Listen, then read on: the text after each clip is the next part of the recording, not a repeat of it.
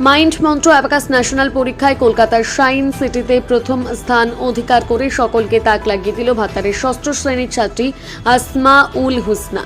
পূর্ব বর্ধমান জেলার বিভিন্ন জায়গা থেকে ছাত্রছাত্রীরা গিয়েছিল, এখন এমনকি পশ্চিমবঙ্গে আর অন্যান্য রাজ্যের ছাত্রছাত্রীরা অংশগ্রহণ করে। সেই জায়গা থেকে ভাতার গার্লস হাই স্কুল ও MMA ভাতার সেন্টারের ছাত্রী আসমা উল হুসনা ন্যাশনাল অ্যাবাকাস পরীক্ষায় প্রথম স্থান অধিকার করে সকলকে তাক লাগিয়ে দেয়। মাত্র 12 মিনিটে 130টি অঙ্ক করে প্রথম স্থান অধিকার করে আসমা উল হুসনা। শুধুমাত্র ভাতার ব্লক থেকে মোট 39 জন ছাত্রছাত্রী যায় কলকাতার সায়েন্স সিটিতে পরীক্ষা দিতে। এই বিষয়ে সে কি জানিয়েছে শোনাবো। আমি কলকাতা সায়েন্স সিটিতে ন্যাশনাল মাইন্ড মন্ত্র অ্যাবাকাস 2025-এ পরীক্ষা দিতে এসেছি। আমার যে লেভেলটা হচ্ছে সেটা হচ্ছে স্মল ফ্রেন্ড, সেখানে আমি প্রথম স্থান অধিকার করেছি।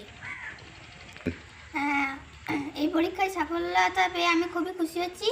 আমার এই পরীক্ষার সাফল্যতার জন্য আমার সকল শিক্ষিকা ও আমার বাবা মা অর্থাৎ আমার গার্জেনকে আমি আমার ধন্যবাদ জানাবো। আমার নাম আসমা উল হুসনা, আমি ভাতার গার্লস হাই স্কুলের ষষ্ঠ শ্রেণীর ছাত্রী এবং আমি ভাতারে অ্যাবাকাস শিখি। আমরা আজকে কলকাতা সায়েন্স সিটি অডিটোরিয়ামে এসেছি। মাইন্ড মন্ত্র অ্যাবাকাস ন্যাশনাল লেভেল এক্সাম ছিল আমার স্টুডেন্টদের। তো আমার প্রচুর স্টুডেন্ট প্রাইজ পেয়েছে এখান থেকে, তো আমার খুব ভালো লাগছে এটা জেনে।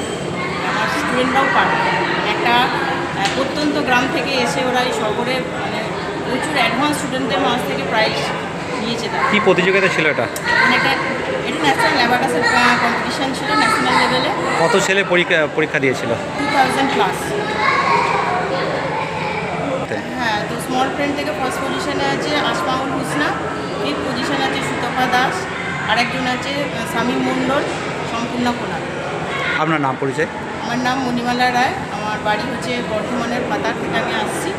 আপনার সেন্টার? আমার সেন্টার নেম মাইন্ড মন্ত্র অ্যাবাকাস ভাতার। এখন কতজন স্টুডেন্ট রয়েছে ওখানে? এখন আমার 150+ স্টুডেন্ট।